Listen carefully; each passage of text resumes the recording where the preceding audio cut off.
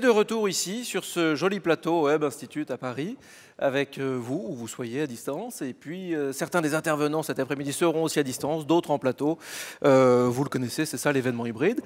La magie de l'événement hybride, c'est aussi que ce sont des événements qui se construisent le plus souvent avec vous. Et nous, c'est une garantie. Posez des questions, témoignez, illustrez tous les sujets. Je les retrouve ici et on va ensemble fabriquer ce dialogue qui s'annonce. Comme je dis souvent, on sait comment on démarre, on ne sait jamais totalement comment on termine. On va ouvrir des fenêtres, on en refermera assez peu, je pense, mais on va surtout se questionner beaucoup. Et ça, c'est très, très stimulant. Alors, ce matin, vous avez été nombreux, beaucoup de questions. Je serai complet d'ailleurs en vous disant que toutes ces questions seront traitées, auront des réponses ou auront un suivi, ou voilà, sur le site Météo Climat, sur le site OCE.global. Vous retrouverez tout ça. Ce matin, nous nous sommes interrogés sur pas mal de choses. On a dressé un panorama de l'EDD dans l'éducation formelle en France. On a discuté avec Valérie Masson-Delmotte, avec Jean Jouzel, avec la ministre de la Transition écologique, Barbara Pompili. Et puis, nous nous sommes intéressés au savoir et à tous les enjeux éducatifs que cela déploie, que cela demande. Cet après-midi, on a 2 sessions. Quel défi pour la mise en œuvre de l'enseignement de ces savoirs ? C'est le défi qu'on va essayer de relever maintenant. Et puis ensuite, pourquoi former des citoyens engagés ? C'est un autre défi que nous questionnerons vers un petit peu avant 4 heures. Puis Pierre Léna conclura. Ensuite, Jean-Michel Blanquer conclura, encadrera. On a encadré avec Barbara Pompili ce matin, Jean-Michel Blanquer ce soir. Voilà le plan de l'après-midi. Alors maintenant, le thème de cette table ronde, si je puis dire. Une crise systémique pose forcément toute une série de défis. Ils sont tous reliés les uns les autres. Les poser simplement, déjà, c'est un défi, mais un défi nécessaire. On va ensemble explorer des pistes d'action pour y faire face, méthodologie, approche d'enseignement, place du dialogue, place de la nuance, dans le débat public, posture de l'enseignant, formation, bref, les pistes sont très multiples, les questionnements sont nombreux. Nous le voyons, la seule recherche de réponse à tous ces défis, en 1h15, c'est colossal déjà comme challenge, mais je ne serai pas tout seul, j'en serai incapable. Pour en parler avec moi, j'accueille Robin Bosdevex, bonjour. Vous êtes inspecteur général de l'éducation, du sport et de la recherche. Anne-Françoise Gibert, bonjour, vous êtes à distance mais bien avec nous. Vous êtes chargée d'études et de recherche au service veille et analyse de l'IFE-ENS de Lyon. Mathilde Tricoire, bonjour. Bonjour. Vous êtes responsable pédagogique à Office for Climate Education. Alors parfois on dira Office for Climate Education et puis parfois OCE, ce sera un petit peu plus rapide. Sébastien Turpin, bonjour. Bonjour. Vous êtes enseignant et chef de projet Vigie Nature École. Et David Wittgenbus, bonjour. Vous êtes à distance mais bien réel aussi. Et vous êtes délégué exécutif d'Office for Climate Education. Bonjour David. Bonjour. Eh bien David, j'ai envie de démarrer par vous d'ailleurs. J'ai envie de démarrer par vous. Parce que avant de déployer vraiment tous nos questionnements autour de ces défis, il va nous falloir poser le décor. Et là, je compte vraiment sur vous, David, pour nous aider à dresser le panorama de tous les défis posés et en relativement peu de temps. Oui, bien sûr. Voilà, on va essayer d'accepter le défi. Donc, je compte sur mes collègues pour ensuite proposer des pistes qui permettent de relever ces défis. Mais si on cherche à relever les défis. Déjà, première chose, on en a parlé déjà ce matin, mais c'est bon de le rappeler, même chez ceux qui sont très familiers avec l'éducation au développement durable, même les professeurs qui sont familiers avec ça, ou les écoles, ou les éco-écoles par exemple, assez peu, voire très peu, choisissent d'enseigner le changement climatique.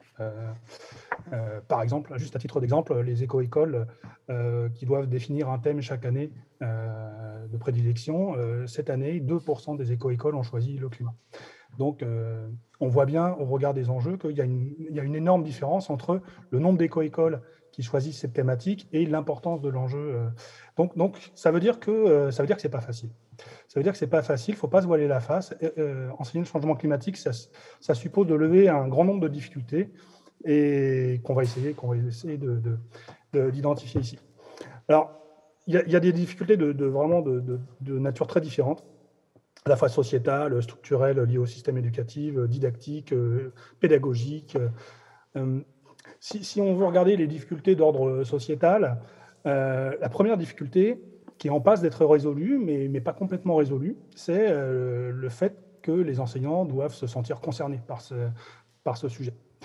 Ça ne va pas de soi, en fait. Il y a eu une étude très intéressante faite par le Pew Research Center en 2015 qui montrait que, grosso modo, plus on vit dans un pays qui émet du carbone, moins on se sent concerné par le changement climatique. Donc là, en France, en l'occurrence, finalement, on se sent beaucoup moins concerné, le grand public, mais les enseignants font partie de ce public, par le changement climatique que des pays en développement, par exemple, qui vont subir de plein fouet les impacts du changement climatique. Alors ça, donc cette enquête date de l'époque de la COP 21, hein, c'était 2015. La situation, elle a évolué depuis. D'ailleurs, nous, on le voit quand on fait des formations. Désormais, on n'a plus tellement besoin de travailler sur le pourquoi enseigner ça, mais plutôt le comment. Mais malgré tout, il reste quand même ça. Sur le côté sociétal, il y a également le fait que, même si d'un point de vue scientifique, on l'a dit, on l'a répété 1000 fois, ça n'est plus un sujet controversé au sens le changement climatique, il existe, il est réel, etc. Ça ne fait pas débat, ça, dans la communauté scientifique. Malgré tout, d'un point de vue de la société civile, c'est encore perçu parfois comme un sujet controversé. Et les enseignants, à juste titre, sont mal à l'aise avec ce type de sujet. Les élèves ont une très très forte attente. On l'a vu avec les mouvements de jeunesse ces dernières années. Mais en même temps, dans certaines familles, il y a une méfiance, etc., voire une attente. Et donc, le positionnement de l'enseignant là-dedans, il n'est pas facile à trouver. Il y a des problèmes plus structurels, on en a parlé également ce matin. La question des programmes scolaires, c'est très important. Alors, en France, là aussi, le problème, il n'est pas résolu, mais disons, la situation s'améliore. La réforme des programmes récentes au collège et au lycée fait qu'il y a davantage de place sur ce thème-là dans les programmes scolaires. Mais enfin, si on regarde l'école primaire, il y a encore pas mal de choses à faire pour améliorer la situation. Évidemment, quand le thème n'est pas présent dans les programmes, c'est compliqué pour des enseignants de justifier d'y passer du temps. Si on regarde à l'international, cette question des programmes, elle est cruciale. L'UNESCO a fait 2 rapports, un en 2016 et puis un qui a été réactivé, enfin le même rapport a été remis à jour il y a quelques mois, qui montrait en 2016, il y avait 70% des programmes scolaires de la planète qui ne contenaient même pas le mot climat. Bon, aujourd'hui, ça va mieux, mais enfin, il y a une marge de progression encore certaine, à la fois en France et à l'international. Et tout en lien avec cette faible présence dans le système éducatif, il y a le fait que les professeurs sont peu accompagnés à la fois par des outils pédagogiques validés par l'institution, mais également par une offre de formation. Ça, c'est quand même aujourd'hui le gros point faible de mon point de vue. Il y a des obstacles plus didactiques. C'est pareil, on en a discuté un petit peu ce matin. Enseigner le changement climatique, ça a à voir avec les systèmes complexes. Le découpage en disciplines dans la scolarité secondaire rend ça très difficile. Malgré toute la bonne volonté des enseignants, c'est très compliqué d'embrasser toutes les dimensions du problème quand on a un cloisonnement comme ça en discipline, donc on n'a pas forcément le temps d'interagir, etc. C'est vraiment compliqué. Aussi, la formation initiale des professeurs, elle n'est pas forcément, ils sont pas forcément à l'aise avec les concepts qui sont dedans. Il y a beaucoup de choses. Conceptuellement parlant, c'est plus compliqué que de traiter le tri des déchets à l'école. Ça n'a rien à voir en termes de complexité. C'est peut-être d'ailleurs une des raisons pour lesquelles la plupart des écoles vont s'engager sur des projets type on va travailler sur le tri des déchets plutôt qu'on va travailler sur le changement climatique. Il y a un côté diffus aussi. C'est quelque chose qui est encore assez mal perceptible. C'est une problématique globale et qui a des conséquences locales, mais le global, il n'est pas facile à appréhender. Les grandes échelles de temps aussi, c'est pas facile à appréhender. Donc, il y a des problèmes didactiques aussi là, derrière ça. Il y a les attentes même de l'éducation au changement climatique ne sont pas bien définies. C'est-à-dire, on ne sait pas trop si on veut privilégier des savoirs scientifiques, si on veut privilégier des valeurs, les questions de justice climatique, par exemple, d'empathie, etc. Si on veut privilégier le passage à l'action. On l'a vu ce matin, ça fait partie des discussions. Est-ce qu'il faut transformer les élèves en activistes? Probablement pas, mais en tout cas, on se rend compte aujourd'hui que d'ailleurs, ça se traduit également dans le monde de la recherche, en sciences de l'éducation, c'est qu'il y a des projets de recherche aujourd'hui qui se lancent à l'international sur comment est-ce qu'on évalue l'éducation au changement climatique. Et en fait, ce que traduit ces projets de recherche, c'est qu'en fait, aujourd'hui, on ne sait pas vraiment ce que c'est qu'une bonne éducation au changement climatique. Ça n'a pas vraiment été défini. Et tant que ça n'a pas vraiment été défini, on ne sait pas comment l'évaluer. Et quand on ne sait pas évaluer quelque chose, comment est-ce qu'on peut piloter au niveau national ou même local, des actions ambitieuses, etc. Donc, il y a tout un tas de difficultés comme ça. Et puis, il y a des difficultés plus pédagogiques, vraiment liées au quotidien des professeurs. Ce côté un peu désincarné du changement climatique, c'est assez diffus, c'est global, on ne le voit pas bien. C'est beaucoup plus difficile à traiter que travailler sur l'eau, par exemple, ou les déchets. La posture des enseignants, on en a parlé, mais également les questions d'éco-anxiété, ça c'est quelque chose qui revient de plus en plus dans les formations qu'on fait chez les profs. Comment je gère ça? Comment je gère cette question? Est-ce que du coup, il vaut mieux ne pas le traiter que de le traiter mal? Le côté chronophage, ça c'est très lié à la place dans les programmes, mais c'est lié aussi aux démarches pédagogiques. On a parlé un peu ce matin, les démarches constructivistes, etc., les pédagogies actives, la pédagogie de projet, tout ça c'est très bien, c'est valorisé, mais ça prend énormément de temps. Et les professeurs, ils sont toujours en train de courir après le temps. Merci David. Et donc voilà un peu, toutes ces difficultés font qu'il ne faut pas se voiler la face. Aujourd'hui, il y a des bonnes raisons pour lesquelles il y a assez peu de gens qui étudient le climat avec leurs élèves. Ouais. Et donc, mais malgré tout, il y a plein de pistes pour passer outre ces difficultés et aider les profs. Et ces pistes-là, on va les creuser effectivement ensemble. Défis sociétaux, défis structurels, défis didactiques, défis pédagogiques. Merci David Wilgenbus. Robin Bosdevex, je me tourne vers vous. Quand on s'est parlé, vous me disiez que l'enseignement de ces savoirs nécessitait vraiment d'être abordé à tous les niveaux scolaires. Pourquoi c'est si primordial d'être abordé à tous les niveaux scolaires ? Merci Éloi. C'est essentiel de l'aborder à tous les niveaux parce que c'est une question complexe, comme l'a bien dit David, et en même temps une question essentielle dans la formation des élèves et des futurs citoyens. Et donc c'est important de l'aborder dès les petites classes, dès l'école primaire, jusqu'à leur formation dans l'enseignement supérieur. Alors, peut-être dire quelques mots, faire un détour par les réflexions de Jérôme Brunner, un psychologue du développement américain qui, dans les années 60, a émis le postulat que tout objet pouvait être enseigné dans une forme intellectuellement correcte à tout âge. Tout est une question de transposition didactique. Et donc, il a émis l'hypothèse plutôt d'une métaphore d'une spirale curriculaire, c'est-à-dire l'idée qu'au cours du temps, on peut appréhender les apprentissages comme une spirale qui s'élargit. Donc représentez-vous cette spirale un petit peu comme une tornade, et au fur et à mesure du temps, l'appréhension des élèves va être de plus en plus large, avec un empan conceptuel de plus en plus grand. Et donc l'enjeu de l'école, c'est de donner une compréhension la plus large possible et un pouvoir d'agir aux élèves le plus grand. Donc cette métaphore de la spirale, en fait, elle explique pourquoi il faut l'aborder à différentes reprises, notamment parce que c'est un sujet interdisciplinaire.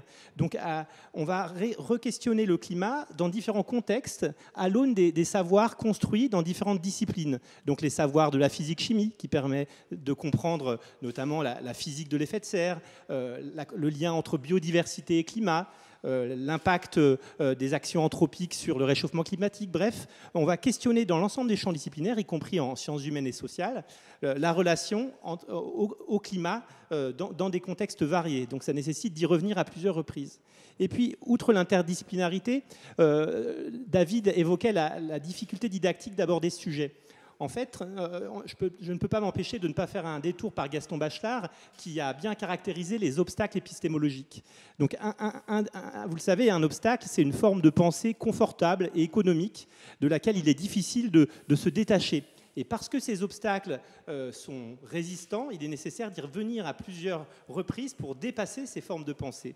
Donc, dans le cadre du climat, on pourrait identifier 3 grands types d'obstacles. L'obstacle d'une pensée fixiste, c'est-à-dire d'imaginer que la Terre n'a pas changé, là où, au cours des 4,5 milliards d'années d'histoire de la Terre, le climat de la Terre a pu être bien plus chaud, par exemple au Crétacé, au Carbonifère, ou bien plus froid, voire avoir une Terre totalement englacée à sa surface. Et donc, comprendre qu'aujourd'hui, le réchauffement climatique doit être replacé dans une perspective, un empan temporel beaucoup plus grand, est important, mais comprendre aussi que le réchauffement, il se fait à une vitesse, une rapidité particulièrement inédite. Donc, pouvoir replacer le réchauffement actuel dans un cadre plus global. Donc, dépasser la pensée fixiste nécessite d'appréhender le temps dans ses différentes échelles. Deuxième aspect, c'est l'idée de devoir mobiliser une pensée systémique et non pas une pensée séquentielle et linéaire causale. Je m'explique.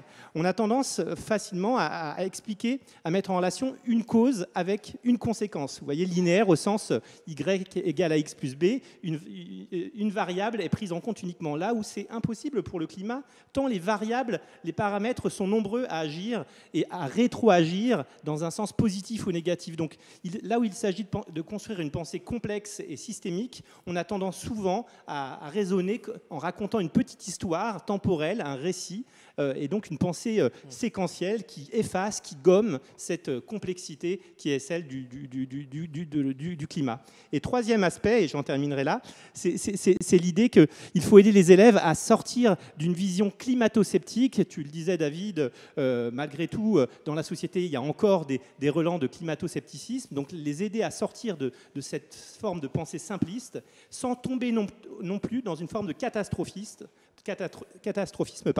On aura l'occasion d'y revenir tout à l'heure, mais je crois qu'il faut que les élèves aient des perspectives d'action pour transformer la société demain. Oui. Merci Robin Bosdevex. Et je me tourne vers vous, du coup, Anne-Françoise Gibert. Je vais rebondir sur ce que vient de dire Robin Bosdevex autour de la posture de l'enseignement, de l'enseignement aussi, mais de l'enseignant aussi, entre neutralité, engagement, désengagement. Il y a quelque chose que David Wilgenbus disait, 30% de Français seraient sceptiques, et c'est pareil chez les enseignants. Jusqu'où trouver cet équilibre dans la notion d'enseignant engagé ? Oui, ça a beaucoup été abordé, cette notion de posture ce matin, entre l'engagement, le désengagement. Je pense que c'est déjà important, comme l'a dit David, de voir dans quel contexte on est. C'est-à-dire que finalement, ce changement climatique cette perspective n'est pas partagée par tous, et que les enseignants qui vont s'engager dans cet enseignement du changement climatique auront à affronter finalement des personnes pour qui cet enseignement ne rentre pas dans leur mission. Même si maintenant c'est bien inscrit dans les programmes, mais on ne peut pas faire abstraction de l'espace social dans lequel on évolue. Et une autre difficulté, en fait, c'est le caractère lointain des changements climatiques, enfin plus ou moins perceptible. Ce qui fait que finalement, un enseignant, pour s'engager dans cet enseignement ou dans ces projets, peut avoir différentes postures, en fait. Il peut avoir en lui-même cette conviction forte que ce sujet doit être mis à l'ordre du jour de façon importante. Et dans ce cas-là, cet enseignant va être engagé, on va dire. Et la pente du militantisme n'est pas loin. Ouais. Et évidemment, dans l'éducation nationale, on a une déontologie très forte par rapport au fait d'une neutralité, en référence finalement à l'histoire de l'éducation, à la rationalité dont parlait Corinne Pelluchon ce matin. Et donc, il va falloir évoluer entre cette rationalité et le fait finalement de se référer à ce que dit la science. Mais on a bien insisté ce matin sur le fait que l'enseignement du changement climatique n'était pas le fait des seuls scientifiques et qu'elle devait traverser toutes les disciplines. Donc comment aussi les autres disciplines vont pouvoir s'emparer de cet enseignement et pouvoir réaliser cette pluridisciplinarité ou cette transdisciplinarité qui existe. Donc les chercheurs en sciences de l'éducation ont distingué plusieurs postures, suivant que les enseignants ont plutôt une posture transmissive, on va dire de type cours magistral, avec soit une impartialité ou une partialité totale. Donc, ces deux postures. Et le deuxième type de posture, c'est dans les dispositifs qui font appel finalement à des débats. Est-ce que l'enseignant peut être impartial au cours des débats, dire, bon, les élèves, vous débattez d'un sujet, mais moi, je ne dis absolument rien sur ce que je pense moi-même. Est-ce qu'il peut le faire ? cette situation, en fait, elle est, on va dire, un petit peu illusoire. Et c'est plutôt une vue de l'esprit, parce qu'on n'est jamais tout à fait impartial. Oui, c'est vrai qu'on l'a vu aussi un peu ce matin, la neutralité, le thème de la neutralité. L'enseignant Et donc, est-il neutre? C'est une bonne question. ce que préconisent les chercheurs en sciences de l'éducation, et là aussi on est sur le fil du rasoir, hein, toujours, c'est une impartialité engagée. C'est-à-dire que l'enseignant puisse en fait dire à quel niveau il se trouve, tout en assurant aux élèves qu'ils puissent donner et argumenter sur des sujets, des questions socialement vives, ou encore ce qui s'appelle excusez mon accent horrible, des wicked problems, donc que l'on peut traduire par des problèmes pernicieux, des questions hyper vives, comme le changement climatique, l'adaptation au changement climatique, comment est-ce qu'on peut répondre à ces changements, ou encore d'autres problèmes de notre société, comme les OGM, le nucléaire, etc. Merci Anne-Françoise Gibert. Et oui, moi je ne suis pas sur le fil du rasoir, mais sur le fil du temps. Et, Mathilde Tricoire, la transition est toute trouvée. La formation des enseignants est donc primordiale. Et ça pose quand même toute une série d'autres défis. Alors oui, je pense qu'il y en a certains d'ailleurs qui ont été un peu levés par Robin et puis David et également Anne-Françoise. Effectivement, il y a plusieurs défis aussi en fonction des enseignants auxquels on s'adresse. Donc bien sûr, les enseignants de primaire et les enseignants de collège et de lycée ne vont pas avoir les mêmes problématiques. Donc pour un enseignant de primaire, on a un souci d'un point de vue de la formation simplement à l'esprit scientifique déjà. Souvent, ce sont des enseignants qui sont plutôt littéraires ou qui ont un parcours plutôt de type sciences sociales, etc. Et donc, ça veut dire qu'il faut qu'on les éveille un peu à la nature de la science, ce qu'a un petit peu mentionné Robin, et qui fait écho avec les différents obstacles finalement qu'on peut rencontrer et parfois qui peut les mettre dans cette position un petit peu comment dire, de malaise vis-à-vis du changement climatique, parce que si je ne sais pas comment la science est construite finalement, comment est-ce que je peux être sûr que le changement climatique est réel, etc. Donc ça veut dire que d'un point de vue de la formation, il faut aussi développer la formation de base scientifique des enseignants en école primaire. Et puis pour les enseignants de collège et de lycée, qui sont des enseignants finalement disciplinaires, hein, qui ont donc un parcours, en tout cas pour les scientifiques, qui ont un parcours de base où ils maîtrisent ce que c'est que la science, la nature, etc. Pour eux, le problème va plus être de l'ordre du temps. Est-ce que je peux avoir le temps de me former? Est-ce que je peux avoir le temps d'interagir avec mes collègues aussi? Puisque finalement, on l'a évoqué, c'est un sujet qui est transdisciplinaire par nature. Et un enseignant de collège et a fortiori de lycée n'a pas forcément le temps dans son emploi du temps pour avoir 1 heure ou 2 heures pour discuter avec l'enseignant de philo, de techno, l'enseignant d'anglais, s'il veut mettre en place des projets un petit peu plus interdisciplinaires finalement. Donc ça veut dire qu'il faut qu'on arrive à faire de la formation un peu à l'échelle de l'équipe pédagogique. Et ça, on en a fait quelques-unes à l'OCE et généralement, ça marche très bien. Les enseignants, en fait, apprécient de pouvoir se retrouver tous ensemble et ça leur permet vraiment d'être dans cette dynamique où l'enseignant de sciences va pouvoir expliquer un petit peu aux autres enseignants ce que c'est que l'effet de serre, etc. Ils vont tous avoir cette espèce de base de connaissances communes et ensemble pouvoir finalement avancer vers des projets de passage à l'action, puisque ça a été dit ce matin et ça a été redit juste avant. Le point clé de ça, c'est pas seulement d'avoir la connaissance de ce que c'est que le changement climatique, c'est aussi de se dire qu'est-ce que je peux faire et comment je peux agir. Et je pense qu'on en reparlera quand on parlera un petit peu plus d'éco-anxiété. Oui, c'est qu'est-ce que j'en fais une fois que j'ai cette connaissance. Exactement. Comment je l'aborde, comment je l'affronte.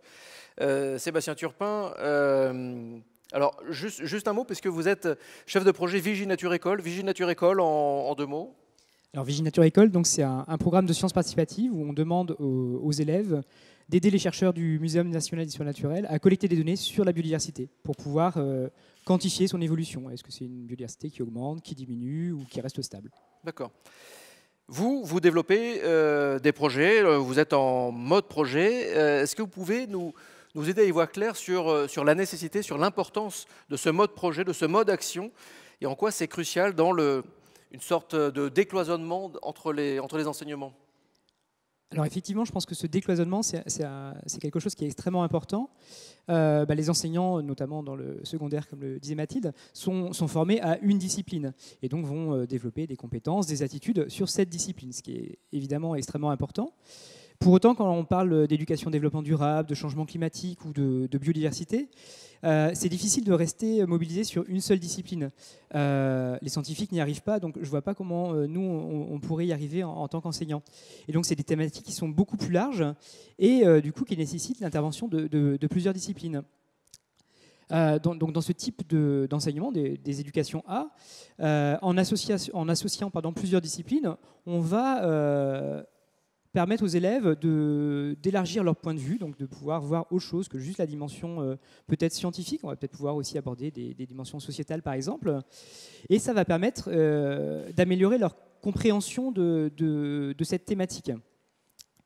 Et du coup, en proposant des projets, par exemple, sur la transition écologique, on va associer donc plusieurs disciplines et permettre aux élèves de construire ce qu'on appelle une opinion raisonnée, c'est-à-dire une opinion qui est fondée sur des connaissances issues de plusieurs disciplines.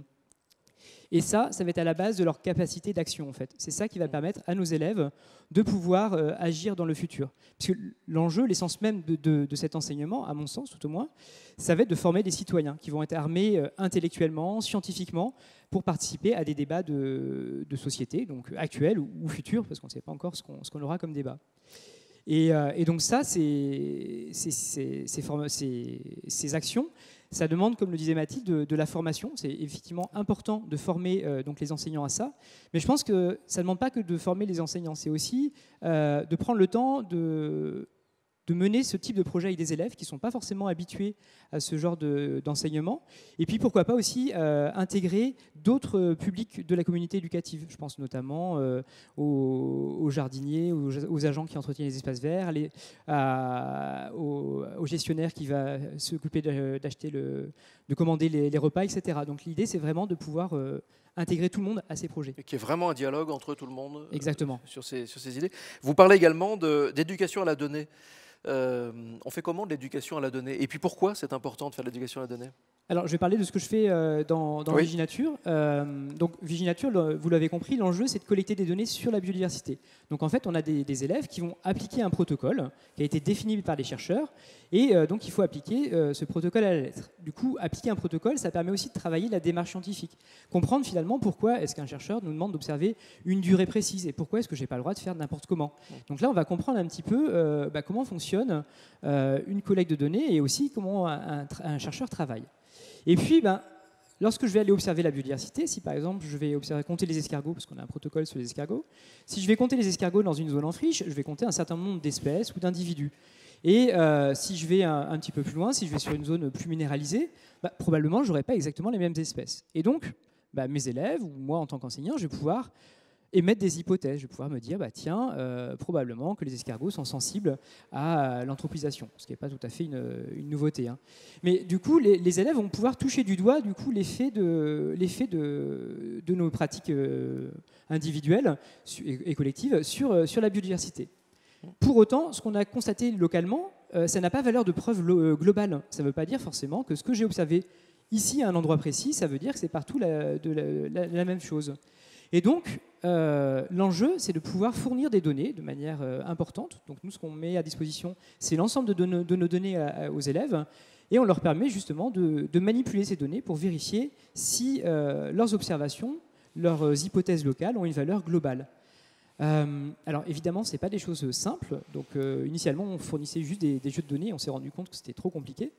Et donc, on fournit des outils qui les aident à manipuler simplement les choses, on les accompagne à pouvoir se poser une question et puis progressivement avoir une véritable visée de recherche et donc continuer, explorer et se poser des questions successives à partir de leurs premières observations.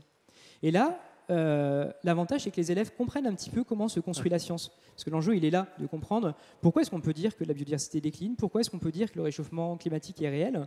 Parce qu'on a des données scientifiques, et que c'est des observations qui ont été maintes fois répétées et qui vont dans le même sens. Et donc c'est comme ça qu'on peut montrer aussi aux élèves comment se construit la science, comment se construit un fait scientifique finalement. Je vais poser une question assez ouverte. à vous, Robin Bozevex, à vous, Mathilde Rigaud, et peut-être à vous, Sébastien Turpin aussi, enfin bref, en gros à tout le monde. Est-ce qu'il y a un âge pour savoir aborder la complexité, en réalité? Je vais commencer par vous, Robin, et puis après, on peut peut-être... la complexité, comment on l'aborde et à partir de quel âge? La complexité, le jeune enfant l'aborde dès son plus jeune âge, puisque le monde par nature dans lequel on évolue est complexe. Donc je crois que c'est presque une fausse question. La question, c'est plutôt comment on l'aborde, à quel âge, et non pas peut-on l'aborder à un jeune âge. Donc une mission majeure de l'école, c'est justement d'aider les enfants à se construire une représentation du monde, des phénomènes naturels, une représentation scientifique, et donc de construire des modèles, puisque finalement nos idées sont de l'ordre des modèles, et de faire évoluer ces modèles. Donc à l'école, les élèves construisent alors certains parlent de proto-modèles, en tout cas des modèles relativement simples, et de les enrichir au fur et à mesure de leur scolarité. Donc je crois qu'à l'école, les élèves commencent par appréhender localement ce qu'est par exemple la météorologie, par des relevés, des mesures d'humidité relative, des mesures de température, de pression, étudient des bulletins météorologiques, des cartes, pour ensuite pouvoir dézoomer, comprendre que la météorologie se distingue du climat par des questions d'échelle de temps notamment, et de pouvoir ensuite, dans un second temps, enrichir ce premier modèle par des questions de causalité simple, l'effet des gaz à effet de serre, des causalités multiples, des rétroactions. Donc l'idée est plutôt que cette complexité, elle est appréhendée d'abord de façon locale, avec un premier niveau de complexité, et elle est enrichie progressivement au fur et à mesure de la scolarité. Donc oui, dès le jeune âge, se poser des questions sur le monde, c'est appréhender la complexité. Oui, sans vraiment le savoir, Mathilde. Oui, je rejoins tout à fait ce qu'a dit Robin, effectivement, et ça reprend un petit peu ce qui est fait avec Vigie Nature École, où l'idée c'est d'abord de sensibiliser les enfants avec leur environnement proche, et finalement on se rend compte que si on est sensibilisé à ce qu'il y a autour de nous, après quand on grandit et qu'on est capable de dézoomer, on sera forcément plus sensible au monde de manière assez générale. Donc je pense qu'on est obligé de commencer facile, de commencer simple, et que ce côté complexe en fait va venir petit à petit et demande effectivement de faire des mises en relation. David Vengetbus, vous êtes aussi astrophysicien quand même, il faut le rappeler. Quand vous en parlez à des enfants de ce que vous maniez au jour le jour, de ce qu'est l'astrophysique, vous leur en parlez comment? Ah. Oui, c'était pas prévu, effectivement, ça. je rejoins exactement ce que viennent de dire Robin et Mathilde, c'est-à-dire on peut parler d'à peu près tout, à peu près n'importe quel âge, mais pas de la même façon. On peut très bien parler de trous noirs à des enfants de 6 ans, sans partir dans la relativité générale ou des choses comme ça. Le truc, c'est que avec des jeunes, il va falloir trouver des images, en fait. Ça peut être des métaphores, ça peut être des analogies, etc. Et ce genre de choses, ça peut permettre de faire passer des notions complexes. Après, s'agissant du changement climatique, dans la complexité, il y a plusieurs choses différentes. Il y a la complexité du système climatique lui-même, qui est un système complexe au sens scientifique du terme, avec toutes ses composantes et toutes ces interactions entre ces composantes. Et puis, il y a la complexité des enjeux. Et la complexité des enjeux, c'est-à-dire, là, on l'a bien vu avec l'exercice de la Convention citoyenne, les agriculteurs n'ont pas le même point de vue que d'autres acteurs de la société, ou les industriels, ou la société civile. Et je pense que ça, on peut le traiter à l'école avec des jeux de rôle, par exemple. On peut faire des simulations de négociations type pseudocop, où des différents élèves vont jouer le rôle soit de différents États, soit de différentes composantes de la société, pour essayer de se mettre à la place des uns et des autres, et ne pas forcément s'affronter, mais essayer d'avoir un peu d'empathie et d'essayer de se mettre à la place d'autres acteurs qui ont d'autres intérêts, essayer de voir comment est-ce qu'on peut concilier tout ça. Et je pense que c'est important de ne pas focaliser le côté complexe à simplement l'aspect scientifique, au sens le système climatique est un système complexe. Bon, les enjeux sont complexes. Quand on parle aussi d'action, entre l'atténuation et l'adaptation, il y a aussi des fois où l'un nuit à l'autre. Il y a des mesures d'atténuation, il y a des mesures d'adaptation au changement climatique qui vont poser des problèmes d'atténuation. C'est pas aussi simple que ça. Mettre des clims quand c'est la canicule, c'est formidable, mais d'un côté, ça consomme de l'énergie, etc., etc. Je pense qu'il y a plein de façons de faire, plein de stratégies qui vont dépendre de différents âges. Mais peut-être Anne-Françoise aura plus de substrat didactique à proposer. Anne-Françoise Gibert, allez-y, oui, pas de problème. Par rapport à la complexité effectivement, dans les sujets, ces questions socialement vives, hein, qui concernent finalement tous les acteurs qui sont concernés, un dispositif qui est intéressant, c'est la cartographie des controverses, c'est-à-dire voir en fait comment chaque acteur voit les choses, conceptualise les différents savoirs associés, parce qu'en fait, finalement, il y a plusieurs façons d'appréhender un phénomène et plusieurs savoirs qui peuvent émerger. Et puis, par rapport à la complexité, je voulais dire aussi qu'on évolue dans un système social et dans un système médiatique dont il faut avoir conscience. Et ce système médiatique, justement, est le fruit de certains acteurs. Et c'est important de se situer, en fait, à la fois dans ce système médiatique et de voir qui parle, au nom de qui et comment, etc. Effectivement, merci. Alors, en vous entendant vraiment sur cette question, j'ai envie de faire un clin d'œil à Éric Guéliardi ce matin qui disait « pas de panique ». Et effectivement, c'est peut-être la meilleure approche pour aborder la complexité, pas de panique. Sébastien Turpin, je me tourne vers vous. Dans vos travaux, dans tous vos projets, vous remettez l'échelle proche des citoyens. Et on le voit, c'est quelque chose qui est, que l'on commence à retrouver un petit peu partout. L'échelle proche. La question de l'échelle est importante. Pourquoi ? Alors effectivement, nous on souhaite vraiment avoir une approche vraiment proximale. Alors il y a plusieurs raisons. La première, avec des élèves assez jeunes, lorsqu'on aborde la baisse de la biodiversité par exemple, mais sur d'autres thématiques ça marcherait aussi, si on leur dit que les ours polaires disparaissent, c'est vrai en fait, c'est indéniable. Pour autant, qu'est-ce qu'un élève de 6e peut faire concrètement pour sauver un ours polaire ? Ou un orang-outan. Globalement, il ne peut pas y faire grand-chose. Il peut manger moins de Nutella pour sauver les orang-outans, mais ça sera à peu près tout. Et l'enjeu, c'est aussi de montrer qu'à une échelle locale, au pied de chez lui, dans sa cour d'école, on va pouvoir voir des espèces qui sont menacées, qui sont dignes aussi d'intérêt, et surtout qu'il peut agir en fait. Et l'enjeu, c'est aussi de montrer qu'à une échelle très locale, un enfant, même très jeune, peut avoir un effet sur sa vie et sur l'ensemble de l'état de santé de la planète, notamment sur la biodiversité. Et donc, assez rapidement, on peut amener les élèves à se poser des questions. Qu'est-ce qu'on pourrait faire au sein de notre établissement pour favoriser, par exemple, la biodiversité ? L'enjeu n'est pas d'en faire des dangereux intégristes de l'environnement, mais l'enjeu est vraiment de les amener à se poser des questions, parce que c'est ça qui nous intéresse, c'est avoir une démarche scientifique, une approche scientifique de cette expérimentation. Donc se poser des questions et voir un petit peu comment répondre, comment vérifier finalement si nos actions ont un effet.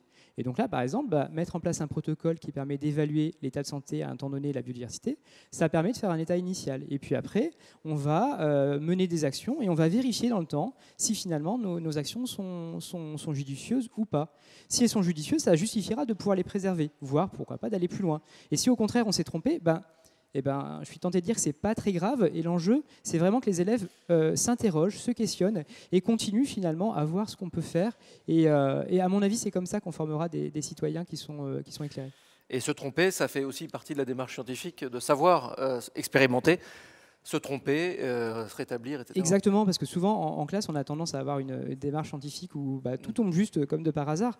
Et en fait, pour en discuter avec mes collègues, parce que je travaille dans un laboratoire d'écologie, et souvent, ça tombe pas juste en fait. Souvent, ils font plein d'allers-retours, ils ont des hypothèses initiales qui ne se confirment pas, et ils reviennent sur les données, et du coup, c'est un aller-retour perpétuel. Et je pense que c'est aussi l'enjeu, c'est de montrer que la science n'est pas quelque chose d'aussi linéaire que ça, et que ça se construit par des essais et erreurs finalement. Voilà un défi pédagogique que l'on a abordé au début avec David Willingenbus. Un des défis qui est justement on est noté sur le résultat d'une équation, le résultat d'un calcul, mais en même temps on doit pouvoir accepter que la démarche scientifique c'est aussi accepter l'erreur, c'est aussi refaire. C'est pas évident. Continuez de poser vos questions, elles sont nombreuses depuis ce matin. Continuez, posez-les et surtout sachez que si nous n'y répondrons pas à chacune, on les gardera, elles seront toutes traitées sur le site météoclimat.fr, soyez amplement rassurés. Je voudrais qu'on ouvre juste une autre petite fenêtre, un autre petit chapitre, mais qui n'est pas petit finalement derrière, c'est tout le thème de l'angoisse, le thème de l'éco-anxiété, le thème de comment fait-on avec tout ça. Anne-Françoise Gibert, le citoyen de demain, il devra être un éco-citoyen quelque part. Il devra pour ça être accompagné notamment dans son discernement, dans son esprit critique, et accompagné, et là j'entends l'éducation aux médias, l'éducation scientifique évidemment. C'est pas simple. On démarre comment ça? Oui, c'est vrai. Mais je voulais revenir sur ce que disait Sébastien par rapport à l'ancrage local déjà, juste, parce que et vous allez voir qu'on va arriver finalement. Je vous fais quelque confiance. part, on va finir par arriver sur cette éducation aux médias. L'ancrage au local, c'est non seulement le fait de pouvoir observer là où l'on est et pouvoir profiter finalement de l'environnement où l'on est, mais c'est aussi rentrer en relation avec tout l'écosystème citoyen, on va dire, puisque c'est aussi la communauté locale. Des enfants qui vont commencer à se poser des questions sur leur cours de récréation, ils vont peut-être aller voir les élus pour demander à ce qu'il y ait un peu plus de végétalisation. Et en agissant ainsi, ils vont donc agir en tant que citoyens. Et pour interpeller les élus, peut-être qu'ils vont faire appel à la presse pour pouvoir en fait diffuser leurs idées, leurs questionnements.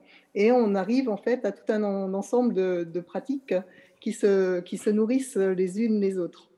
Et puis, ça permet d'aller sur le concept de la communauté scolaire, c'est-à-dire que l'enfant et l'enseignant ne sont pas isolés dans leur classe, mais ils agissent bien sûr avec l'ensemble des personnes. Et il y a une démarche aussi qui est très intéressante, c'est la démarche de prospective territoriale, et donc qui vise à envisager que va devenir un territoire dans les années à venir. Alors évidemment, on s'est un petit peu éloigné de l'éducation aux médias, mais ça y participe quand même, parce que l'éducation aux médias, c'est aussi arriver à voir, lorsque l'on a des informations, dans quel bain informationnel on vit, et d'autre part, comment est-ce qu'on va pouvoir valider les informations qui nous arrivent. Et il y a beaucoup de formations donc, via le CLEMI, qui vise aussi à déconstruire la fabrique de l'information. Et c'est aussi pour les élèves, en étant acteurs eux-mêmes, en fabriquant de l'information, que ce soit par leurs actions finalement ou par des exercices, qu'ils vont pouvoir voir cette fabrique de l'information et être, on va dire, des citoyens éclairés. Oui. Mathilde Tricouart, comment on fait pour accompagner les profs, les enseignants dans le... Ils ne sont pas là pour angoisser les élèves, quoi. Comment on fait pour éviter ça? Alors ça, c'est une excellente question. Je pense qu'une des clés pour arriver justement à limiter cette angoisse associée à la connaissance finalement de cette catastrophe, entre guillemets, qui est le changement climatique, qui est parfois présenté comme ça. Une des clés, c'est un petit peu ce qu'a présenté Sébastien, c'est d'agir essentiellement en mode projet. C'est-à-dire qu'à partir du moment où on fait passer les élèves à l'action, que ce soit à une échelle vraiment très restreinte, qui est celle de leur école, ou voire même de les engager dans des projets où il va y avoir des élus qui vont participer, des experts, etc. Nous, ça, c'est des choses qu'on a mis en place à l'OCE avec des établissements de l'agglomération de Strasbourg, des collèges, qui en fait ont engagé leurs élèves pour qu'ils arrivent à répondre à la question de comment réduire les îlots de chaleur urbains dans la ville de Strasbourg. Et finalement, il y avait une trentaine d'élèves qui, pendant une journée, ont réfléchi à ces questions-là. Donc, il y avait des élus qui étaient là pour les accompagner, des gens de l'Eurométropole de Strasbourg, hein, vraiment des élus locaux et puis à grande échelle. Il y avait également des architectes, il y avait des paysagistes. Et donc, étaient tous là, finalement, pour apporter toutes les clés aux élèves pour qu'ils puissent proposer des solutions. Et ça rebondit un petit peu sur ce qu'a dit Anne-Françoise. En fait, à la fin de la journée, on a fait un jury et on a élu la meilleure proposition, et celle qui a gagné, c'était un concours de végétalisation de balcons autour du collège, en fait, parce que c'est vraiment une enclave bétonnée, et donc finalement les élèves veulent mettre en place ça, que les habitants puissent végétaliser leurs balcons. Et donc ça permet aux élèves vraiment de faire le lien entre ce que je vois en classe, la science, tout ce qui arrive, les causes, les conséquences du changement climatique, qui parfois effectivement sont effrayantes, et montrer qu'en fait on a encore une capacité d'agir. Et c'est ça qui est très important pour un enseignant, c'est effectivement de pouvoir expliquer la science du climat, ça c'est indéniable, mais aussi de montrer que c'est pas la fin du monde. On a encore une fenêtre, on a encore des possibilités d'action. Et je pense que même dès le plus jeune âge, même des élèves de primaire, en fait, on peut les faire agir et on peut leur montrer qu'ils ont cette capacité à interagir avec des élus, à interagir avec des gens dans leur établissement et de mettre en place des choses et de voir des résultats. Et je pense que c'est comme ça qu'on se dirige vers quelque chose de beaucoup plus optimiste. Robin Bosdevex, peut-être un mot sur cette... Vous êtes inspecteur général de l'éducation, du sport et de la recherche. Comment on accompagne les enseignants dans cette pratique? Est-ce qu'elle est nouvelle d'ailleurs, cette pratique? Alors, cette pratique n'est pas nouvelle. Ça fait très longtemps que dans certaines disciplines, en sciences de la vie et de la terre notamment, on a intégré cette question du climat. Là où il y a une nouveauté, c'est l'approche plus globale et plus systémique, notamment avec la modification des programmes de cycle 3, de cycle 4 pour le collège qui a eu lieu à la rentrée. Des disciplines plus variées intègrent cette question climatique que par le passé. Donc je crois que il y a une prise de conscience de l'importance de mobiliser l'ensemble des enseignants et des disciplines, là où avant c'était des questions cantonnées souvent au champ scientifique. Donc c'est là où il y a peut-être une évolution. Peut-être je voulais signaler dans les évolutions la genèse avec la réforme du lycée dans l'enseignement général. Pierre Léna en parlera peut-être puisqu'il a été un des acteurs de l'écriture du programme, d'une nouvelle discipline qui s'appelle l'enseignement scientifique en première et en terminale, qui mobilise 4 champs disciplinaires, SVT, physique, chimie, mathématiques et informatique. Et un des thèmes majeurs, c'est la question du climat, qui est abordée de façon progressive, puisqu'en première, on aborde l'effet de serre, et donc la physique de cet effet de serre, alors qu'en terminale, on aborde la complexité du système climatique, y compris jusqu'à la compréhension des phénomènes d'adaptation et d'atténuation. Et c'est là aussi où, par rapport à l'éco-anxiété qu'on évoquait précédemment, il est important de comprendre qu'on a des marges d'action, on reviendra sur le GIEC tout à l'heure, mais dans les différents scénarios du GIEC, eh bien, on peut se projeter et voir que des trajectoires variées sont possibles. Donc à différentes échelles, il y a des choix politiques à grande échelle, mais il y a aussi des choix plus individuels et locaux, et il faut aborder avec les élèves l'ensemble de ces choix, et qu'on peut se projeter vers des métiers dans différents champs, mais pour réfléchir par exemple à la séquestration du CO2 atmosphérique, où il y a des métiers, il y a des champs de recherche qui visent à faire évoluer les choses positivement. Donc je pense qu'il faut surtout éviter de n'être que dans une approche catastrophiste, négative, qui génère de l'éco-anxiété. Et il faut sans doute aussi remettre la juste place de l'information, de savoir trouver la bonne information.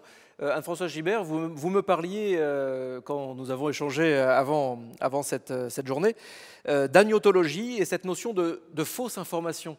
Il y a une sorte, je mets bien des guillemets partout, de fausse science pour contrer la vraie science, avec des guillemets aussi. Et ce qui déchaîne finalement un flot d'informations permanent dans lequel l'enseignant est bien isolé. Oui, bah, c'est les marchands de doute qui ont été abordés ce matin.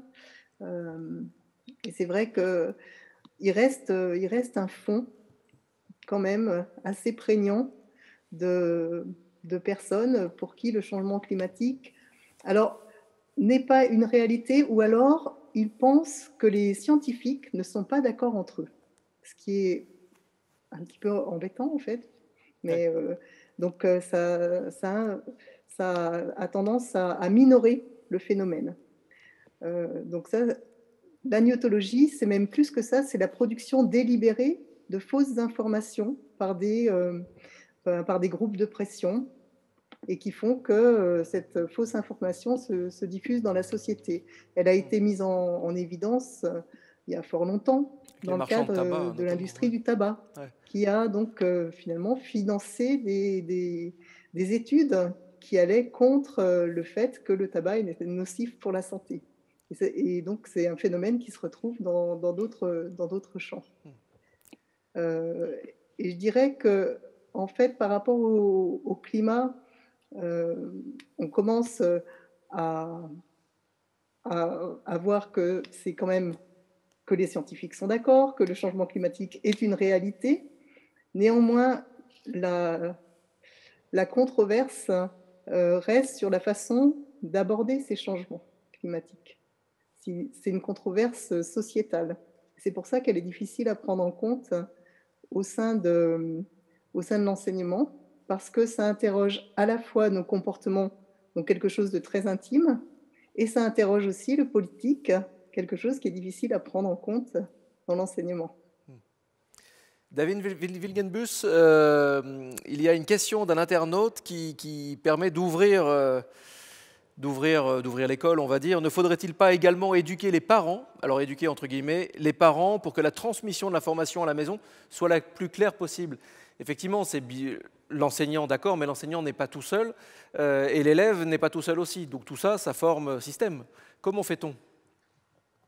Oui, alors de toute façon, c'est vrai pour ça, mais c'est vrai pour tout. C'est-à-dire, il serait extrêmement réducteur d'imaginer que les élèves apprennent à l'école et n'apprennent pas en dehors de l'école.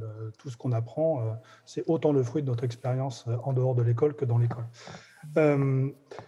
Éduquer les parents, oui, l'éducation, en fait, l'article 12 de l'accord de Paris, il met d'ailleurs très bien le doigt là-dessus, c'est-à-dire, en gros, il faut développer la sensibilisation des publics et l'éducation, et ça va de pair. C'est sûr que ça peut être compliqué si à l'école, on va porter un message qui est complètement orthogonal à ce qui est dit ou ce qui est fait à la maison, mais ce n'est pas du tout propre au changement climatique. On va avoir les mêmes choses quand on va travailler sur l'hygiène, par exemple, dans la classe, où les profs de SVT savent bien, quand on commence à parler de sujets un peu chauds comme l'évolution, etc., on peut avoir des discours complètement différents. Je pense que ce n'est pas le rôle de l'école d'éduquer les parents. Il ne faut pas inverser les rôles. L'école est comptable devant les parents. L'école doit justifier ce qu'elle fait auprès des parents et pas l'inverse. Moi, autant je ne suis pas pour un scientisme où les scientifiques décideraient à la place des autres comment doit se comporter la société. Je ne pense pas non plus que les pédagogues doivent décider à la place des autres comment on doit se comporter. Je pense que, mais ça a déjà été dit, hein, mais je reviens dessus, je pense qu'un aspect clé, c'est le travail sur les faits et les processus scientifiques, c'est-à-dire ce qui va distinguer ce qu'on va faire dans la classe de ce qui peut être dit dans une discussion de bistrot, voire à la maison, c'est que ce qu'on va essayer de faire à l'école, c'est on va partir d'un socle qui est un socle solide, à la fois de connaissances et aussi de processus, de savoir-faire. Ce n'est pas seulement les faits, c'est comment ces faits sont produits, quel est le degré de confiance qu'on peut aborder là-dedans. Et si on travaille sur une base scientifique qui est communément acceptée, par exemple les rapports du GIEC, qui aujourd'hui qui est un peu ce qui se fait de mieux sur le thème du climat, le contenu lui-même n'est pas attaquable. Le contenu lui-même fait pas débat, ou en tout cas pas au niveau de ce qui sera dit à l'école. Et d'ailleurs, ces rapports GIEC, pour revenir aussi au thème de l'anxiété, ces rapports GIEC ne disent pas que c'est la catastrophe, que c'est la fin du monde, ils ne disent pas que telle chose est possible ou impossible. Ces rapports du GIEC, ils disent, ils font l'état des lieux des problèmes et ils montrent des scénarios possibles et ils évoquent des pistes qui permettent ou pas, qui sont compatibles ou pas avec ces scénarios. Et donc, c'est ensuite aux citoyens de dire, moi, je suis prêt à payer ce coût parce que je veux absolument qu'on soit dans tel scénario ou pas dans tel autre. Mais les rapports du GIEC ne le font pas. Et par rapport à ces questions d'anxiété, d'émotion, je pense qu'il y a un aspect qu'on peut ajouter à tout ce qui a été dit tout à l'heure, notamment les pédagogies actives, la pédagogie de projet, agir. C'est aussi une bonne façon de ne pas se sentir angoissé parce qu'on voit qu'il y a des solutions, que l'avenir n'est pas écrit, etc. Mais je pense qu'on ne peut pas l'empêcher, cette éco-anxiété. Je pense que ce n'est pas possible de l'empêcher. Je ne pense même pas que ça soit souhaitable. À mon avis, quand on est face à un problème de cette ampleur, on peut se sentir dépassé par l'ampleur de ce problème. On peut avoir différentes stratégies de déni, de colère, d'angoisse, etc. Et je pense que ça fait partie d'un processus normal, psychologique, et il ne faut pas les nier. Et donc, moi, je serais plutôt favorable à ce que ces émotions, bien sûr, il faut réduire l'éco-anxiété autant que possible, mais il faut lui permettre de s'exprimer. Moi, je serais assez favorable à ce que dans la classe, on ait des moments, quand on travaille sur un sujet comme ça, où on pose la question aux élèves, comment vous vous sentez par rapport à ce qu'on vient de voir ? Dans quel état vous êtes? Et on va voir, c'est pas que le problème de l'anxiété. Parfois, il y aura de l'angoisse. Mais il faut qu'elle puisse être dite, cette angoisse. Mais parfois, il y aura de la colère. On l'a bien vu dans les mouvements de la jeunesse. Il y a une colère contre les autres acteurs, contre la génération qui précède, etc. La colère, ce n'est pas la solution, mais cette colère, elle a besoin d'être exprimée. Et elle a besoin d'être entendue. Et de la même façon, l'éco-anxiété, on peut la réduire en agissant, en faisant comprendre que tout n'est pas écrit à l'avance. Mais il faut aussi lui permettre de s'exprimer, je pense. Merci David. Un complément, Mathilde Tricot? Oui, je voulais réagir sur ce que disait David. Effectivement, il ne faut surtout pas nier ses émotions. Et je pense que si on en tient compte, en plus, ça peut vraiment montrer aux élèves la différence entre avant et après. Si on leur pose la question avant, par exemple, quand on parle de toute la science du climat, comment est-ce qu'ils se sentent, c'est des mots assez forts, comme l'a dit David, qui peuvent ressortir, de la colère, de l'impuissance, de l'angoisse, etc. Et puis, je pense que si on leur pose la même question de ce qu'ils ressentent à la fin d'un projet, par exemple, quand on a mis en place un pédibus dans l'école, quand on a fait ce genre de choses, je suis sûre que les émotions, elles seront très différentes. Et ça permet aussi que l'élève lui-même se rende compte que d'agir, ça a eu un effet qui est très positif sur lui. Donc effectivement, c'est des émotions dont il faut tenir compte et dont il faut être capable finalement de parler avec les élèves. Oui. Si je résume de manière très très schématique, en gros, il faut aussi se demander de quoi on a besoin. Qu'est-ce qu'on a besoin de savoir sur le climat, à part qu'il change, qu'il y a un consensus là-dessus pour le dire, qu'il est très nourri, donc il y a des rapports sur lesquels on peut aller y jeter un œil, et puis qu'il y a des solutions quand même. C'est qu'on peut aussi agir, effectivement. On va reprendre une autre question, qui a une question autour de l'importance du débat, de la nuance, du dialogue, de l'écoute.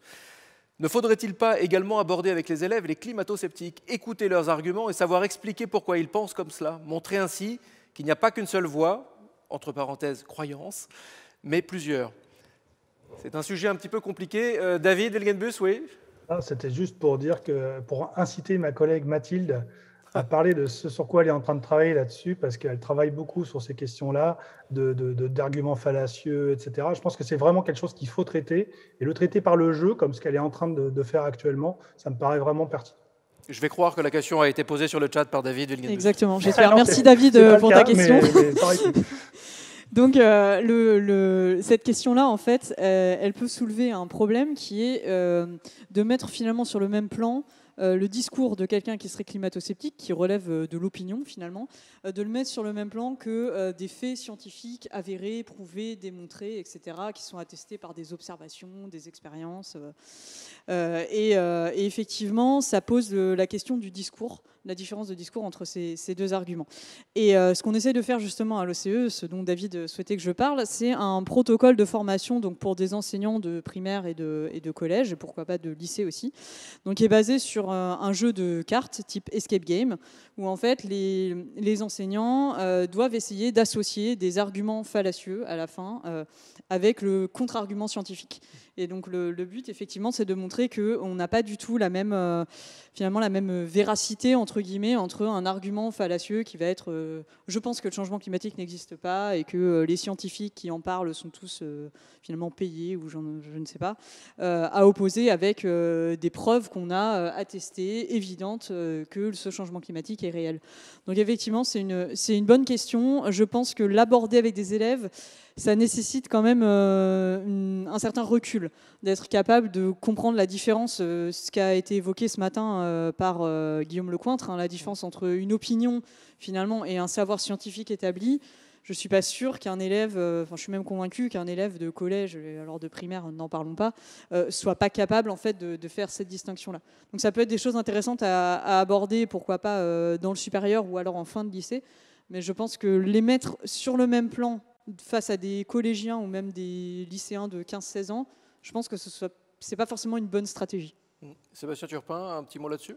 Oui, alors ça me fait penser au débat qu'il peut y avoir dans les classes sur, par exemple, la remise en question de la théorie de l'évolution. Et je pense que c'est un peu le même principe. Et d'expérience, j'ai l'impression que ça ne fonctionne pas quand on essaie de démontrer que du coup, les sceptiques de la théorie de l'évolution ont tort. Par contre, quand on amène les élèves, sans forcément dire ce qu'on fait, mais qu'on amène les élèves à construire le savoir par eux-mêmes, à finalement se rendre compte, dans le cas de la théorie de l'évolution, qu'il y a des similitudes entre les organismes et probablement que ça s'explique par une origine commune. Du coup, ils construisent eux-mêmes la connaissance et du coup, ils sont beaucoup plus réceptifs après à la théorie. Et je pense que cette approche est plus facile que tout au moins dans mon expérience, ça a été plus efficace pour montrer aux élèves comment se construisait le savoir scientifique, plutôt que d'avoir une approche frontale où j'ai l'impression que ça ne fonctionnait pas bien. Ouais. Moi, là, Anne-Françoise Gibert, ça me fait penser aux médias en quelque sorte, parce que les médias, on a l'impression qu'il y a quand même il y a un peu de tout, quoi. Ils sont tous mis au même niveau. Et une idée folle comme ça, est-ce que les médias ne devraient pas aussi être accompagnés avec le même accompagnement que vous proposez pour les enseignants? Anne-Françoise Gibert, un petit mot sur ce lien? Il y a eu une formation au changement climatique pour les journalistes. Il y a déjà, je ne sais pas, ça devait être en 2016, justement pour comment aborder ce changement climatique dans les médias. Parce que c'est ce qui va diffuser dans la société, la façon dont on l'appréhende. Est-ce que lorsqu'il y a des catastrophes importantes, finalement on parle des catastrophes, mais est-ce qu'on fait le lien avec les causes multiples, bien sûr, non univoques, mais les causes de ces catastrophes? Valérie Masson-Delmotte en a parlé un petit peu ce matin. Et est-ce que c'est souhaitable? Est-ce que ça peut nous faire réfléchir? Et puis aussi, est-ce que les médias vont parler des adaptations qui vont être possibles une fois que la catastrophe aura eu lieu, ou les phénomènes de reconstruction? Parce que c'est important aussi de voir comment on peut finalement, face à des choses, à des événements incontrôlables ou gravissimes, comment les humains peuvent finalement faire face. Finalement, face à ces sujets, il faudrait être comme un journaliste, quand on sort de l'école en tout cas, et avoir l'approche journalistique précise, avec la déontologie du journaliste, remettre du contexte, de la distance. Ces sujets, c'est nécessaire. Du temps long, en fait, parce que c'est ce qu'on disait. Finalement, le changement climatique, c'est sur le temps long. Oui. Donc, comment mettre en perspective ce que l'on vit actuellement, ce que l'on fait actuellement, avec le temps long, ce que l'on décide du point de vue politique actuellement, avec le temps long. Je vais prendre une autre question sur le chat. Alors, c'est une partie de question. Être convaincu que la Terre est ronde, c'est bien, savoir l'expliquer, c'est mieux. Ces explications deviennent pluridisciplinaires. Faut-il démontrer à chaque fois par l'expérience? Robin Bosdevex. Oui, je voulais commenter cela parce que ce n'est pas sans faire écho à une représentation que certains enseignants, et je crois que l'institution a une part de responsabilité là-dedans, la représentation de ce qu'est l'enseignement des sciences. Alors là, sur l'exemple de la rotondité de la Terre, de l'âge de la Terre, de la véracité ou non du climat, on pourrait prendre la vaccination, l'évolution, plein de sujets qui font l'objet de contestations dans la sphère sociétale. On a beaucoup mis en avant, et pour de bonnes raisons, l'enseignement par démarche d'investigation, avec l'idée qu'il faut que les élèves construisent leur savoir par l'expérimentation, la manipulation, l'observation. C'est évidemment essentiel pour la construction de ce qu'est la science, mais je pense qu'on ne peut pas réduire l'enseignement des sciences à cette seule façon d'enseigner par investigation. On ne peut pas accéder à des savoirs savants qui résultent d'une construction collective pendant des centaines et des milliers d'années en redémontrant tout le temps. Et je crois qu'il faut aussi aborder l'enseignement des sciences par d'autres manières complémentaires de l'investigation. L'approche par l'histoire des sciences me semble très précieuse, justement pour comprendre que les scientifiques construisent de façon collective des savoirs, construisent des théories scientifiques basées en relation avec des faits, des observations, des expériences, mais qu'il y a également des révolutions scientifiques, il y a des changements de paradigme, qu'il s'agisse de la théorie de l'évolution, qu'il s'agisse de la tectonique des plaques ou d'autres cas de figure. Donc, accéder à la scientificité, c'est pas simplement expérimenter avec les mains, c'est aussi comprendre comment la science se construit. Et je crois beaucoup à cette étude de l'histoire. Tout à l'heure, David évoquait parfois des jeux de rôle, des mises en situation sur des questions socio-scientifiques où l'enjeu n'est pas seulement de construire des concepts, mais aussi de réfléchir à la dimension des valeurs, de réfléchir à la dimension des choix politiques auxquels les savoirs participent, mais ne sont pas les seules clés de décision. Donc je pense qu'il faut élargir le champ des possibles dans la manière d'enseigner les sciences. La démarche d'investigation est une méthode importante, mais n'est pas la seule. Donc en effet, ce serait illusoire et réducteur de penser qu'on peut tout reconstruire par l'expérimentation en classe. Mathilde Tricouart, oui, je vous voyais acquiescer, vous êtes complètement d'accord. Oui, je suis tout à fait d'accord. Et puis d'autant qu'il y a des savoirs qu'on ne peut même pas reconstruire. En fait, Les premières expériences de Buffon pour estimer l'âge de la Terre, etc., c'est des choses qui ne sont pas du tout faisables en classe. Donc oui, je pense que c'est bien d'amener aussi des réflexions qui dépassent un peu le cadre scientifique, comme tu disais, d'apporter ce côté débat presque sociologique, etc. Je pense que c'est extrêmement important. Il y a une autre question sur le chat, continuez, posez-les, et rappelez-vous, si on ne répond pas à chacune d'entre elles, elles seront traitées quand même. Donc c'est bien, donc posez vos questions et vos illustrations également terrain, vos souvenirs, s'il y en a concrètement à l'école avec les enfants. Une question, les enjeux environnementaux sont pluriels. Eau, changement climatique, biodiversité, pollution de l'air, etc. Les combats sont donc multiples. Faut-il hiérarchiser? Faut-il prendre à bras-le-corps chaque combat? David Wilgenbus? C'est une question difficile, ça. Du coup, c'est pour vous. C'est une question difficile. Oui, bien sûr, les enjeux sont multiples. Et ils sont très différents d'un pays à l'autre. C'est-à-dire qu'il y a certains pays...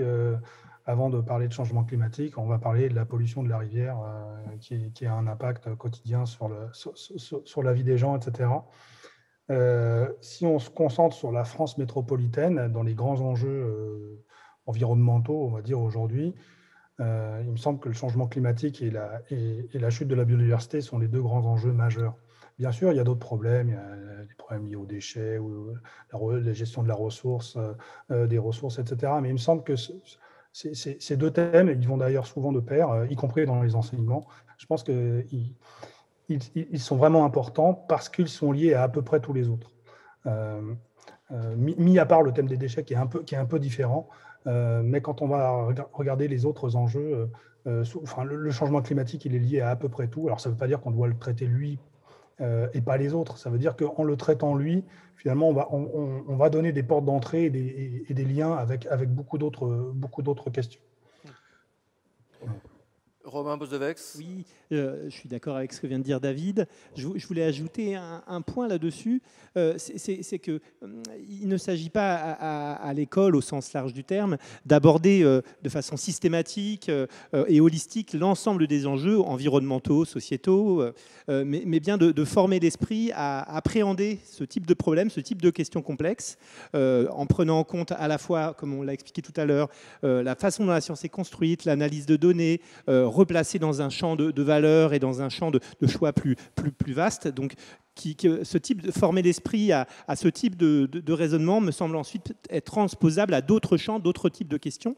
Et je voulais faire un écho à l'intervention ce matin de Monique Dupuis sur l'éducation et le développement durable. Je crois qu'il s'agit en complémentarité, en appui sur les enseignements, de permettre une implication à l'échelle de l'école et de l'établissement secondaire des élèves. Alors, il y a la dynamique des éco-délégués qui rentre dans cet esprit-là, l'idée que les élèves puissent collectivement définir des projets sur lesquels ils veulent travailler à partir d'un diagnostic local de leur établissement. Dans un endroit, ça peut être pertinent de travailler sur la pollution de l'air parce qu'on est dans un contexte où on est à proximité d'usines, où il y a, ou bien de voies de circulation, où la pollution elle est importante. Dans d'autres, les problématiques de l'eau peuvent être majeures. Et localement, un établissement va choisir de s'engager et de travailler une question par rapport au contexte, au diagnostic. Et là, je crois que toute la dynamique de l'éducation au développement durable prend appui, mais va au-delà de la question des seuls enseignements disciplinaires.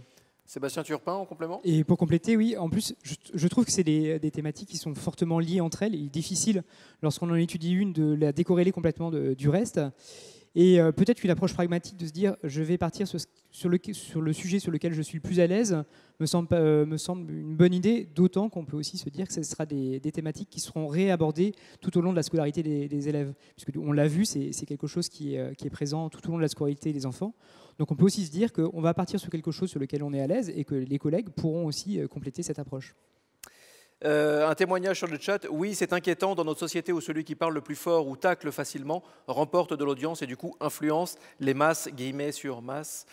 Oui, merci, effectivement. J'ai lu quelque chose de très intéressant là-dessus Oui. au cours des lectures.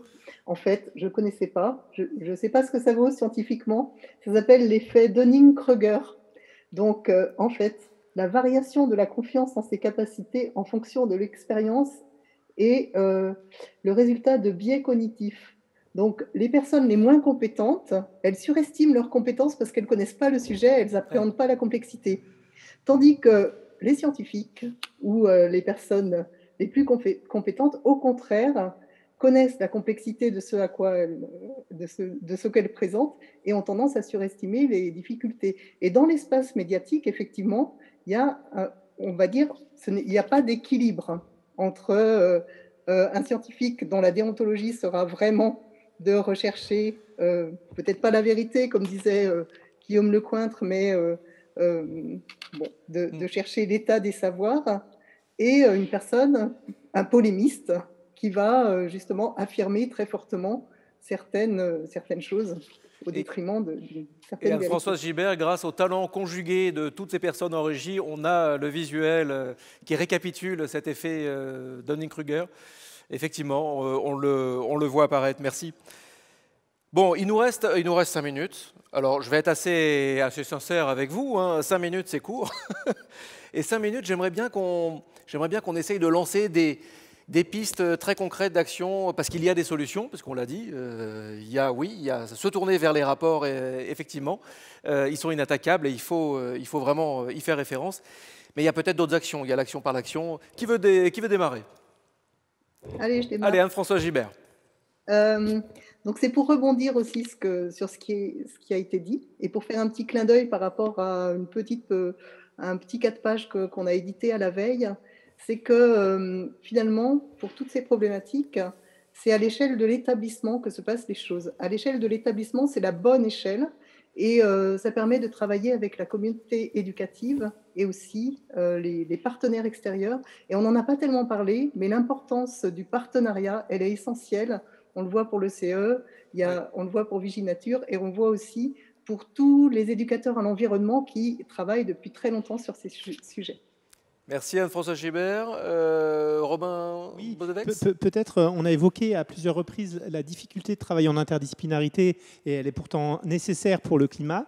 Donc c'est un enjeu, et pourtant on se heurte au fur et à mesure des différentes réformes à une forme de mise en échec, le mot est peut-être un peu fort, mais d'affaiblissement des différents dispositifs. En collège, on a eu les 3 travaux croisés, les itinéraires de découverte, les thèmes de convergence, les enseignements pratiques interdisciplinaires. Donc on essaye successivement de réinventer des formes d'interdisciplinarité, et à chaque fois on se heurte à des difficultés de faire travailler ensemble des collègues, pas pour des raisons de volonté, mais des difficultés pratiques. Donc là, je crois qu'on a besoin d'inventer au sein de chaque établissement des formes qui facilitent ce travail en équipe, des heures de décloisonnement, 1 heure dans la semaine, où les professeurs peuvent se retrouver pour travailler sur des projets d'éducation, développement durable, mais aussi de santé, d'orientation. Bref, les sujets ne manquent pas qui nécessitent un travail en équipe. Donc je crois que là, on a besoin d'une intelligence collective pour faciliter ce travail de décloisonnement, parce qu'on peut l'appeler de ses voeux. Si on ne l'accompagne pas de façon concrète et opérationnelle, on se retrouve souvent à des formes d'échec. C'est une des difficultés qu'on vit sur l'enseignement scientifique du lycée,